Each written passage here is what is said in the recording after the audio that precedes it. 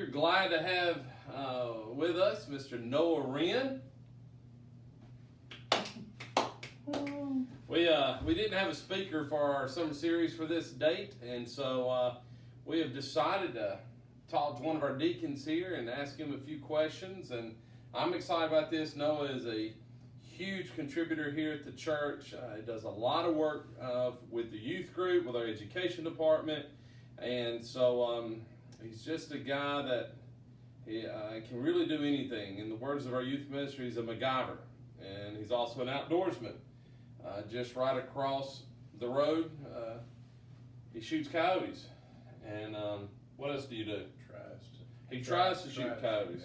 Yeah. And so, you got any other crazy hobbies that we may not know about? I think that, I don't know. That might be it. That's it. So really, he's not a MacGyver. He doesn't quite do much of anything. A little bit of carpentry, a little bit of automotive, and he's done some work for me, and a little bit of education. A lot of education. A lot of education. That's what pays the bills.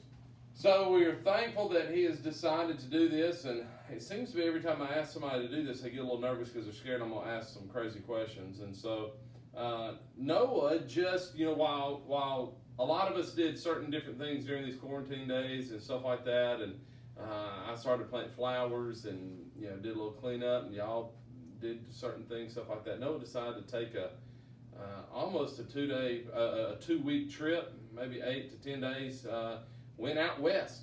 And so I've asked Noah to come in and just talk to us about that trip. And so it was him and his family that went. Did everybody in the family get to go? Everybody went. Everybody got to go. So I was excited to be able to, hear about this trip.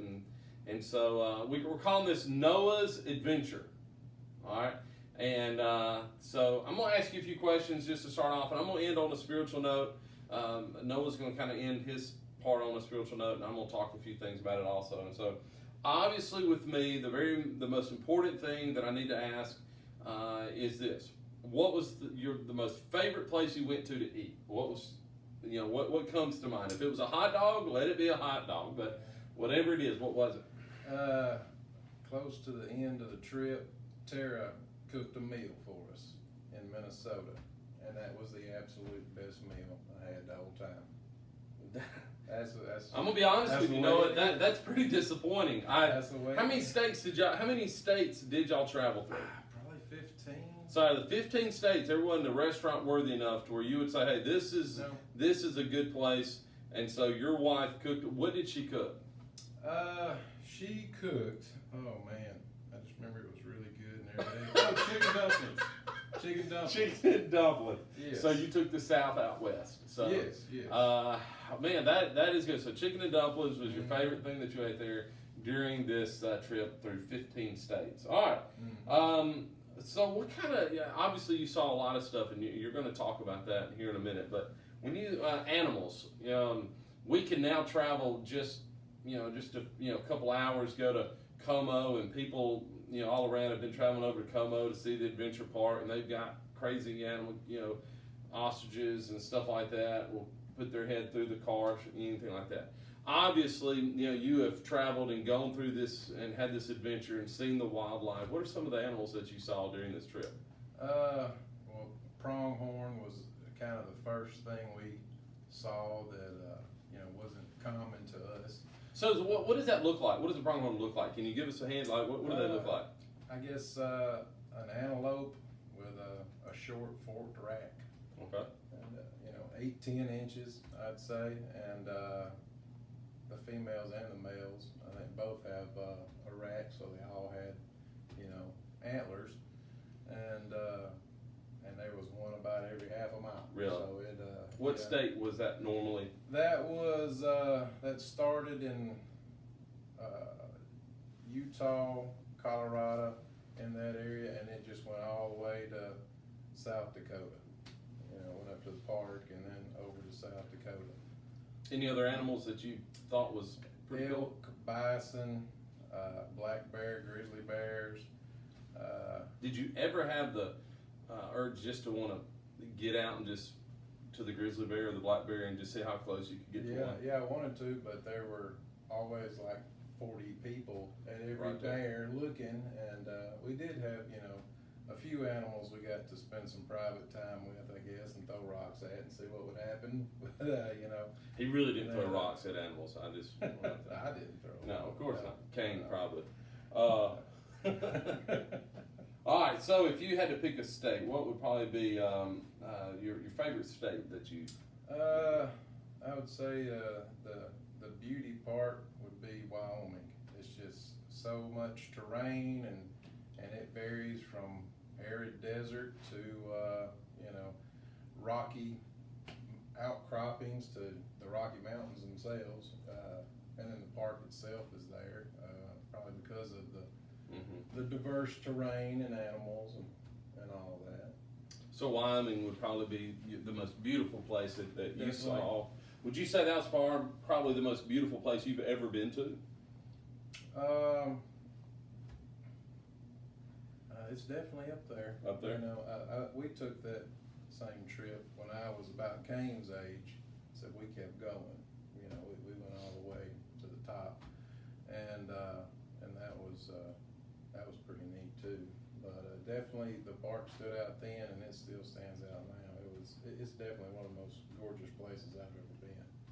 I have gotten to travel pretty much all of the east side of the states, and I've seen some beautiful, beautiful land, but I've flown over those areas. I've got an aunt that lives in Idaho, and of course a sister that lives in Seattle, and so I've seen the Seattle area and the Mount Rainier National Park, but I've not been through the Wyoming or the Dakotas or Montana or Idaho or Colorado and Utah, which I think you've been. Did you go through New Mexico and Arizona, any of them? No, we went through just a little bit, I think, of New Little bit. Mexico, not enough to really. So I just hadn't. I've been over to Oklahoma and Nebraska and seen that part, but just when you get close to those mountains, I just hadn't been able to really enjoy that, and the way that you have talked to me before about it is you really can see God's work in that beauty, and I want people to understand. I mean, you can travel out here in Hatley, and Walker and I were driving around, and there's some beautiful places here, obviously. Out here in Hatley, and we're blessed of where we have the church building located. Man, you can go right out the door and see how beautiful it is here. But you travel out west, you get to obviously see some things that are just absolutely magical. And Yeah, you get to see that untouched part of America, I guess you could say, because in this country, if you can plant something on it, you're gonna plant something on it, or if something can be raised on it, it's gonna be raised on it. So, the oldest national parks had the less things done to it by man, so you can really see God's original hand in it. The way two mountains beside each other, and one's laying one way, and the other one's layers are stacked a totally different way, right beside each other. So, you can tell it was a pretty violent event that created that entire landscape. And even the animals, I never saw a live one, but I saw 3 dead porcupines in a row, and I was like, golly, I really want to stop and pull some quills off. This is probably the only place there'll be any porcupines, for me to see. And then, of course, that night at the hotel, I Googled porcupines, and they're on every continent. So, well, that explains a lot. A porcupine isn't going to develop on 7 different islands, like they had to be all one at one time. So you thought about Genesis a lot then? Yeah, it was just Genesis everywhere, from the flood from creation to the flood. Absolutely. I mean, that's what you're kind of looking at, really, is the remains of the flood. So during Noah's talk about the porcupines and the flood and talking about Genesis, we did have a little technical difficulty, and so we do apologize about that. I just want to kind of end this, Noah, how every time we seem to talk about God's handiwork, and rightly so, and we should, we look at what He created, all the way from the porcupine, all the way from the Rocky Mountains, all the way from the the Sahara Desert, to wherever, to out here in Hatley. We see God's handiwork by what He made in those creation days. But sometimes we forget about God's handiwork in the garden scene when He saw where Satan comes in and he messes things up, and God is like, hey, I can fix this. I can provide something that will help this. And you see His handiwork from the garden scene, and then using Seth, and using Noah, and using Abraham, and seeing his descendants all lead to this time period of what we see in Philippians chapter 2 of God providing a way through His handiwork of providing His Son, and to bring us back in that garden scene, in that relationship back with God, that salvation we talk about, the blood of Christ that He gave to us. And so, when we travel, whether it is through all these states that you've been able to travel to, we see God's handiwork in so many ways through nature, through what He has provided for us. But we also can see His handiwork in what He has provided in our deliverance from sin. And so it is then placed when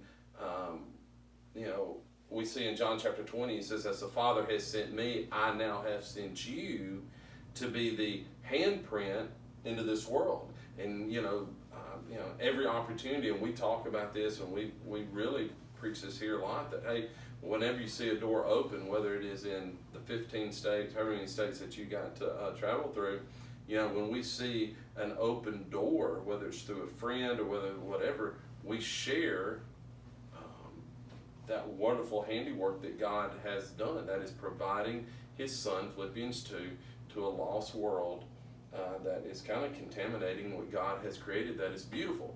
And so it is our responsibility now to be that handiwork, and that is why we commend the work that you and Tara do, that with the education department and being able to provide help with the youth, of saying, hey, this is what God has done for His people. This is what God has done for the world, and it's called His Son, and His name is Jesus. And now it's our responsibility to be the handiwork, to be the handprint for God in this world. And so I just want to end by a passage that we're all very familiar with, 1 Corinthians chapter 3,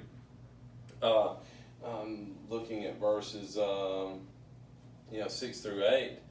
He says here, what then is Apollos? What is Paul? Servants through whom you believed, as the Lord assigned to each. I planted, Apollos watered, but God gave the growth. So neither he who plants nor he who waters is anything, but only God who gives the growth. He who plants and he who waters are one, and each will receive his wages according to his labor. For we are God's fellow workers, and you are God's field, God's building. And it is something in which I felt like after hearing Noah and him being able to go on this trip, you have somebody here and his family who does that. They plant, they water, and understand that God's the one that gives that growth. And so he's been able to see the handprint of God in the nature of things, and also has been the handprint that has helped to really share the gospel of Christ. And so it is something that we are to do. That is something that the example that Noah has given us through his example, and through what we all need to do, is not put our hands in our pocket. Imagine if God had said, you know what, I'm not going to have a hand in any of this whatsoever. Man, I wonder what the world would look like. And to be honest with you, it wouldn't look real good. But since his hands were not in his pocket, his hands has been at work this whole time. That's exactly what we need to do. We need to get our hands out of our pocket, look at the handiwork that he has done, be thankful and be appreciative for what he has done, and look at what he's done through his Son to bring us back, to him. And so, thank you for sharing, your trip with us. The only thing I'm really disappointed in is the chicken and dumplings. You've never had Tara's chicken? No, I am, without a doubt. I'm sure her chicken and dumplings are absolutely amazing. I guess I can say I'm more disappointed in the other states, yes, or either y'all just did a very poor job of finding restaurants, and y'all ate like at fast food restaurants, and then just ended with her chicken and dumplings. So, But thank you for doing this. I hope everybody has a wonderful week. Looking forward to starting back with our summer series. Have a great day. We love y'all and looking forward to Sunday.